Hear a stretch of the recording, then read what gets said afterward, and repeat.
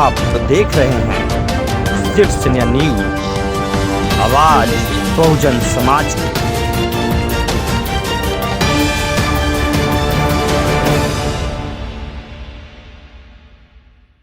आगे स्वर्गीय लगाते हैं, ये जिंदा में अपना नाम के आगे स्वर्गीय और इसी नाम से ये जाने जाते हैं पूरे जिला में, पूरे देश में, कहीं भी।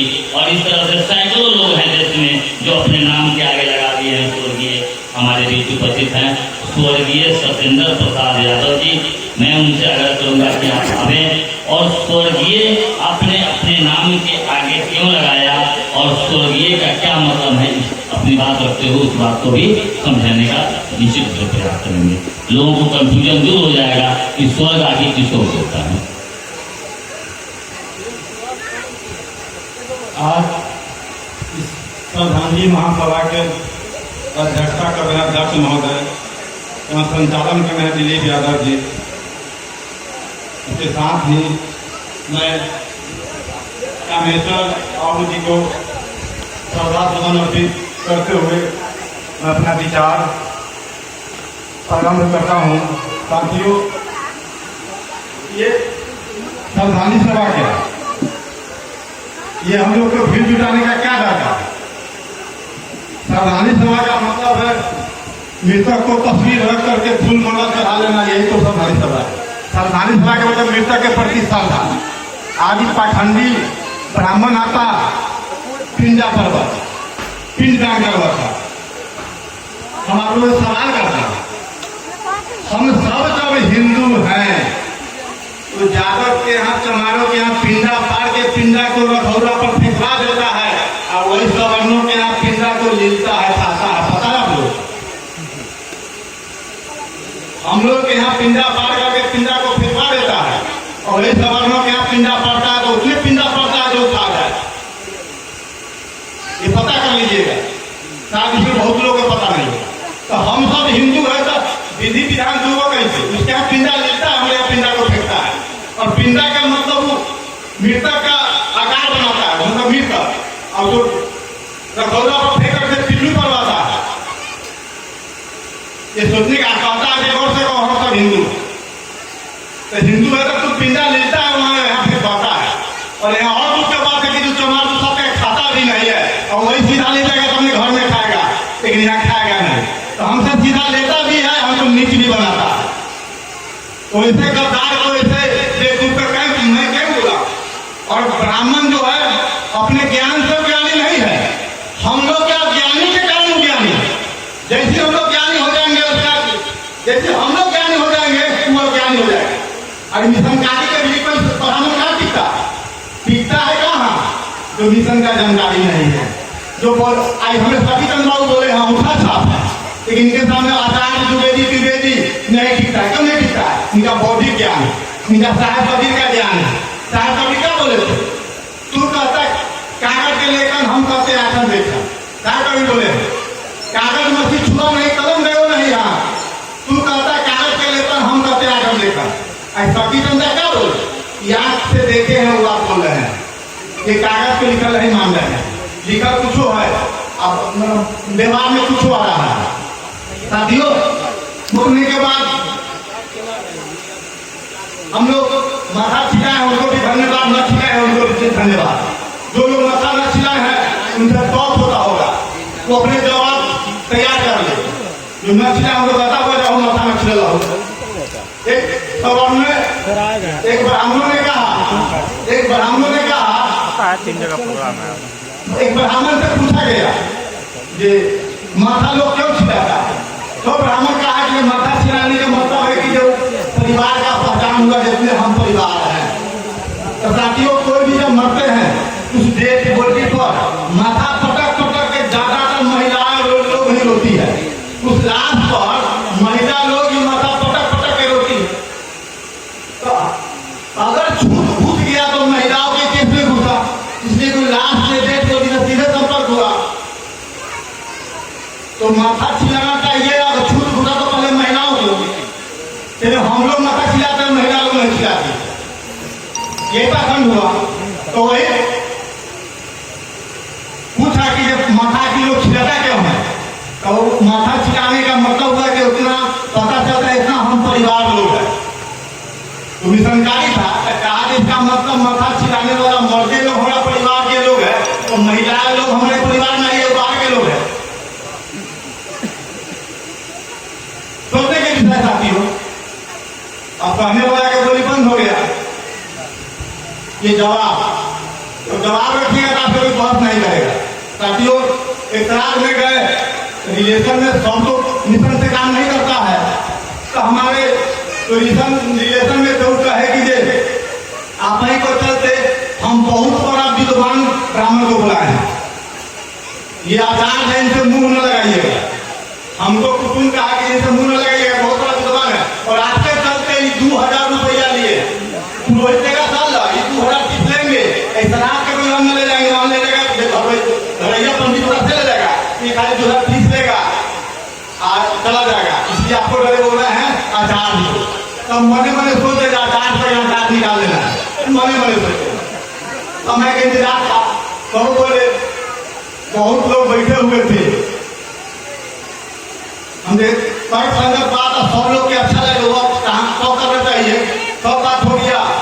तो हम लोग के ज्यादा तो समाज में पुरानिया लोग होगा ना, माफ कीजिएगा, जब माफ मांगन हो गए तो विशेष करके ब्राह्मण द्वारा बीत कराएंगे, ये भी बच गए, ये भी बच गए, ये भी बच गए।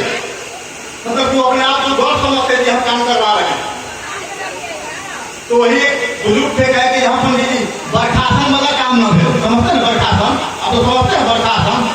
जब पंडित जी बरखासन वाला काम न है, बरखासन भी करा दियो, मतलब फिर बाद में बरसी करेगा। अब हम जाते हैं कि आपको ब्राह्मण से काम होता है, तो ब्राह्मण से दूरी पे बना के बैठते हैं। इसी के ब्राह्मण को कहते सुनाते ही सुनाना तो हम अपने रोक के रहता है, इसे दूरी बना के बैठते हैं। तो ब्राह्मण के सामने सामने बैठे हुए थे, तो हम पूछे कि पंडित जी बरखासन के मतलब हम न समझे।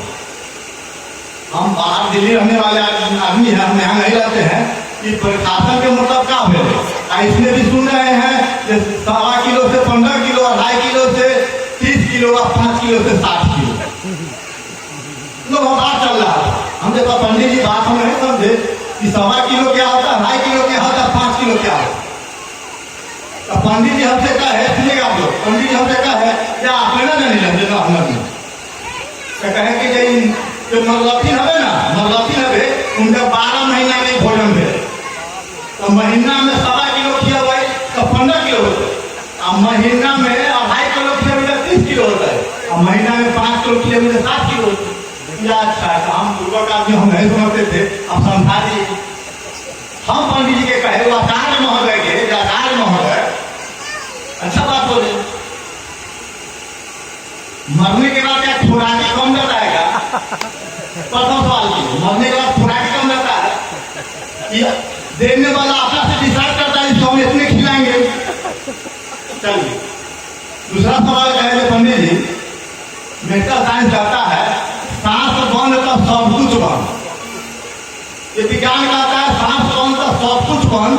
लेकिन चलिए आपका विज्ञान कहता है जब मरने के बाद भी खाता है, हम इस बात को भी मान लिया, मरने के बाद भी खाता है।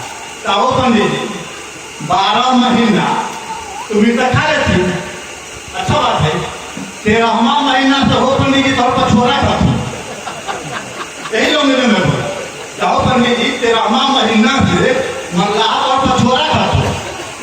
उस समय तो उलम बोले, लेकिन तो पंडित जी कहे कि जो बोला हुए थे जब हमको गाड़ी देने के लिए बुलवाए हैं, हम जिसको गाड़ी शादी कर देगा तो 10,000 हम इनाम देंगे। मैं गाड़ी तो नहीं दे रहा हूँ, या आप जो काम कर रहे हैं उसका हम प्रकट कर रहे हैं कि लोग क्या फलते कैसे गाड़ी दे रहे हैं। फिर इसके बाद पंडित सारा पीछे भोट पड़ गया, पंडित सारा पीछे भोट पड़ गया। उसके बाद दक्षिणा के लिए हो रहा था 4100 से कम न मांगो, लोग करा 3500 दिया। लेकिन कुटुंब महोदय कहे कि दक्षिणा हेटा करे से आप कर दो। हमने अच्छा बात क्या है, आप बेटा का आगे डॉक्टर साहब दक्षिणा अपना ही तो दियो। हमने देखिए हमसे बोलाइएगा तो हमें जितना कहेंगे उतना पंडित जी के मान लेना होगा, इसलिए कि वो द्विवेदी है, त्रिवेदी है, उनका हम मुख्तार है, जो कहेंगे वो मान जाएंगे। पर भाई उसके बाद में हम कह दिए 51 रुपया रखी।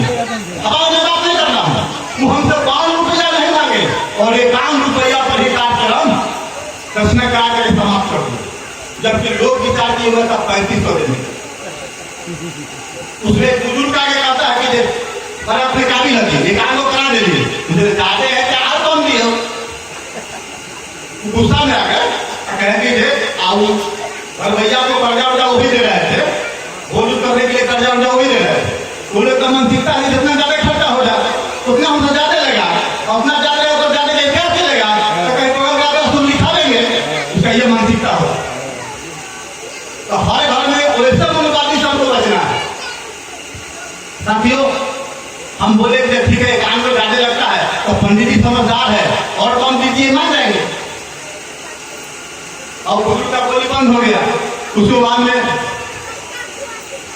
आंगन में पगड़ी उड़ी हुआ, आंगन में खाने के बाद जब हुआ तो हम कहे तो लड़का के बाबू हमने लिए भी एगो बढ़िया बिछा देना आंगन का। इसलिए जहाँ ब्राह्मण रहता है हम प्रयास करते हैं पहले हम खाएं। हम जब ब्राह्मण हमारे जूठा खाएगा तो ब्राह्मण से ज्यादा कर होगा। हम अब तक ब्राह्मण के जूठा खाते आए हुए हैं, इसे जूठा समाज बड़ी धान कुंडी बने हुए। हमारे जूठा ब्राह्मण खाएगा तो ब्राह्मण से जरा गया है। सही बात है। इसलिए साथियों प्रयास कीजिए, अगर ब्राह्मण नहीं जाता है और भोज भी करते हैं अच्छा बात है, तो भोज का सामान जो है पहले अपने बेटा पोता के खिलाइए, उसके बाद ब्राह्मण को खिलाइए।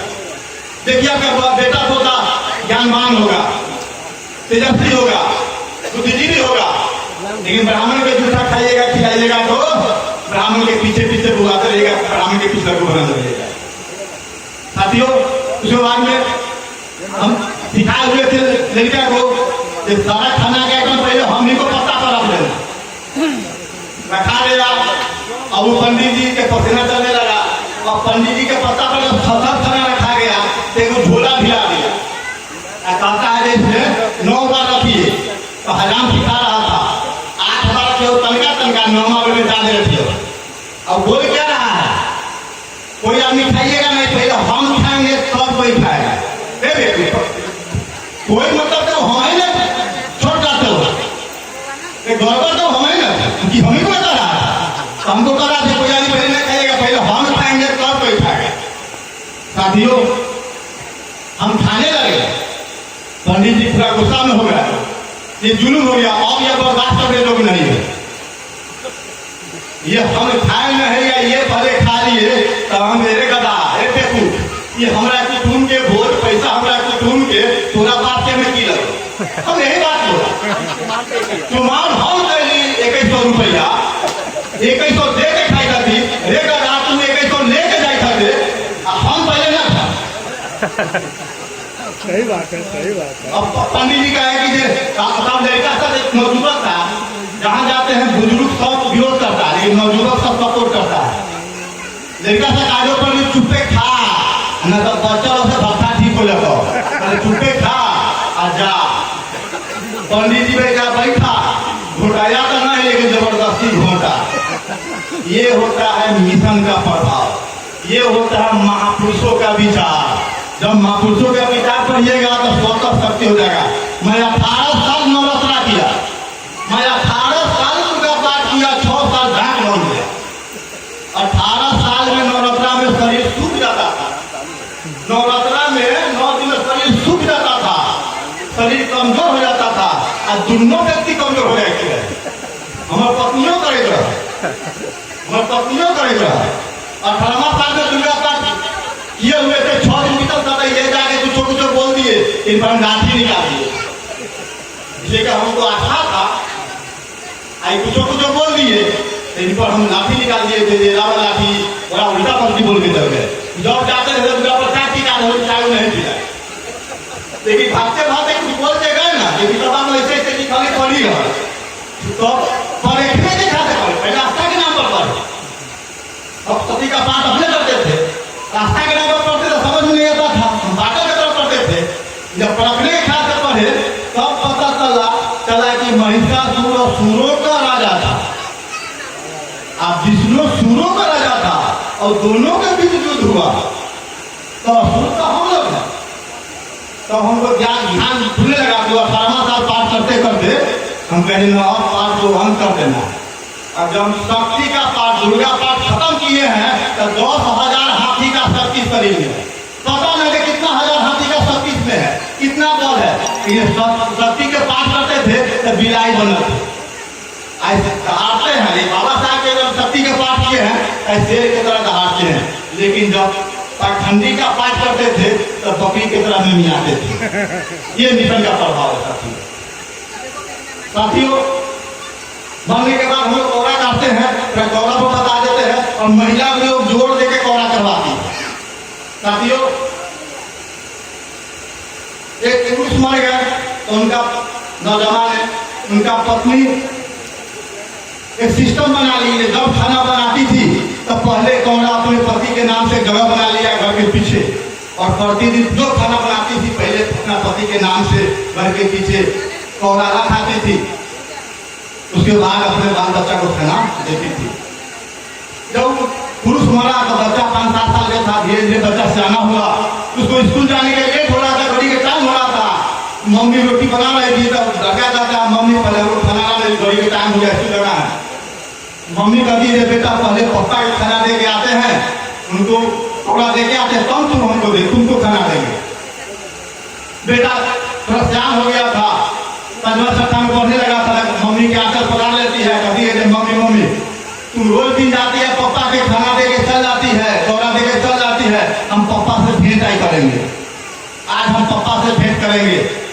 बच्चा आंचल पकड़ लेती है, मम्मी के कहती है आज हम भी चलेंगे। तो तुम रुको ना, हम लोग कौड़ा के आते हैं तो तुमको भोजन देना, हम भी चलेंगे। वो रोटी ले ली और जाके जहाँ स्थान बनाई हुई थी वहाँ रोटी रखने के बाद में लड़का कहता है मम्मी मम्मी पापा ना। मम्मी बोलती है बेटा थोड़ा हट जाएगा तब ना पापा आवेंगे। थोड़ा दूरी बना लिया, हट गया, 3 गो कुत्ता आके रोटी को खाने लगता है। 3 गो कुत्ता आके रोटी के खाने लगता है। तब बेटा पूछता है मम्मी मम्मी बताओ मैं तीनों में पापा कौन है। तब मम्मी के आंख से आंसू आ गया और कहा कि नहीं बेटा तुमसे आप कुछ सीखे हैं, आज के बाद से कौड़ा नहीं काटेंगे। कौड़ा कुत्ता के दिया जाता है, इंसान को नहीं। जिंदा थे तो हमारे माता पिता थे, मम्मी के बाद क्या कुत्ता हमें हम कौड़ा देते हैं। इसलिए साथियों कौड़ा से बचना चाहिए, कौड़ा नहीं देना चाहिए। अब साथियों संतान होने के साथ स्वर्ग ये अपने नाम में क्यों लगा। साथियों स्वर्ग नरक के पता आज तक हमको किसी ने नहीं बताया। स्वर्ग कहीं है तो स्वर्ग का पता हमको आज तक किसी ने नहीं बताया। स्वर्ग का चौहदी किसी ने नहीं बताया। अगर स्वर्ग कहीं है तो स्वर्ग के हमको टिकट कटा दे, हम स्वर्ग चल जाएंगे। और दान करते स्वर्ग में जाता है तो अगर मोबाइल का युग है, दान अगर मोबाइलों कर दीजिए तो 500 मोबाइल मिलता है। मोबाइल कर दीजिए दान, मोबाइल कर दीजिए, मोबाइल दान करके अब फोन करके पूछे हो बाबा सामान से दे पंडित जी पहुंच ना पहुंचल। और बात नहीं होता है, पंडित नहीं पहुंचाता है तो किस साल में सुन रहे हैं उस पुरोहित को तो 420 का मुकदमा होना चाहिए। उस पुरोहित पर, उस पंडित पुरोहित पर 420 का मुकदमा बनता है, उस पर FIR होना चाहिए। और हम ही में से कोई साथी ऐसा हिम्मत जुटाएगा दान करके और जाके थाना में FIR लिखवा दे, ये हमसे दान लिया था, हमने बात को पहुंचाने के लिए, उन्हें शराबी को पहुंचाने के लिए, और हम मिला नहीं, हमको कोई पत्ते नहीं चल रहा है, हमको रिकवरी करे। जो कानूनी कार्रवाई होती है उसका 420 का मुकदमा होना चाहिए। तो हम लोग 420 का मुकदमा न करके उसको बाबा करके पूछते हैं। तो साथियों स्वर्ग नरक क्या कहीं कोई पता नहीं। ये स्वर्ग नरक एक ठगने का जरिया है। हम अपने हिसाब से और हम कह दिए अपने घर में सब परिवार को जिंदा में स्वर्ग ये नाम लगा है। जब हम मरेंगे हो सकता है यहाँ कार्ड आएगा तो लिखल रहेगा, हमारे बेटा की तरफ से कार्ड आएगा लिखल रहेगा हमारे पिताजी के नरक वास हो गए, नरकीय हो। जिंदा में स्वर्गीय, मरने के बाद नरकीय। ये मेरा अपना ओपिनियन बात है। अब इसलिए जिंदा में भी स्वर्ग में है और मरने के बाद में स्वर्ग भोग करेंगे। क्यों करेंगे साथियों? अब तक जो भी मरा सब स्वर्गीय में गया, नरक जो है केवल खाली ही खाली है। मान लेते हैं ट्रेन से अगर आप लोग सफर करते हैं तो सब इसलिए बोगी में गया, जनरल बोगी में कोई न गया, कोई न गया। तो जनरल बोगी तो पूरे के पूरे खाली है। आपने बेटा कह दिया कि पत्नी के नाम में भी लड़कियां लगवाना। अगर लड़कियां और जनरल बोगी लड़कियां है, पूरे बोगी में तो हम ही दोनों व्यक्ति रहेंगे। जिंदा में भी स्वर्ग भोग किए, मरला पर भी स्वर्ग भोग करेंगे। उस बोगी का लैट्रिन बाथरूम हम यूज करेंगे। ये बुद्ध का ज्ञान है, ये गौतम बुद्ध का है। बुद्धम कर्म बुद्धि के ज्ञान है। ये अपने विवेक से सोचे कि ये जिंदा में स्वर्ग का मरने के बाद भी स्वर्ग, ये ओरिजिनल स्वर्ग। स्वर्ग का 5 परिभाषा बनाए हैं।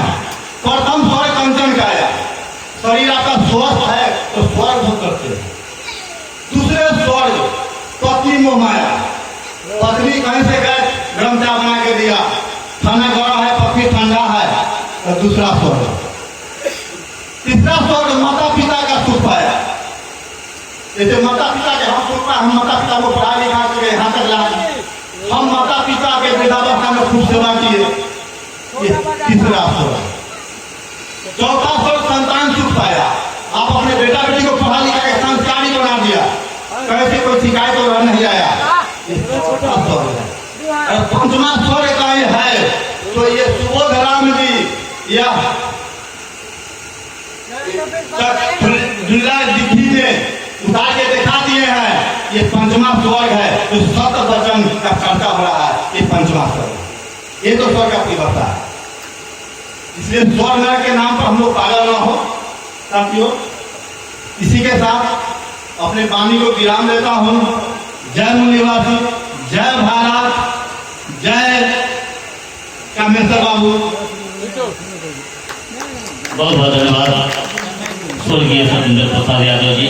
साथियों, हमारे भी जो वक्ता हैं, अगर उनको पूरा दिन भर 8 घंटा समय दीजिएगा तो 8 घंटे तक तर्कपूर्ण बात करेंगे, तर्क के आधार पर बात करेंगे, फॉल्स बात नहीं करेंगे, कोई बात नहीं बनाएंगे। 8 घंटा बात करने वाले लोग, अपनी बात सुनाने वाले लोग हमारे बीच उपस्थित हैं। लेकिन समय सीमा के अंदर इस कार्यक्रम को हम लोग को संपन्न करना है। कीरतपुर राजा राम से आते हैं, जहाँ से मैं भी आता हूँ। शायद वैशाली जिला या बिहार का पहला गांव है कीरतपुर राजा राम, जहाँ से जितने लोग ज्यादा से ज्यादा संख्या में इस विचारधारा। वीडियो को लाइक करें, कमेंट्स करें, शेयर करें और चैनल को सब्सक्राइब करें। धन्यवाद।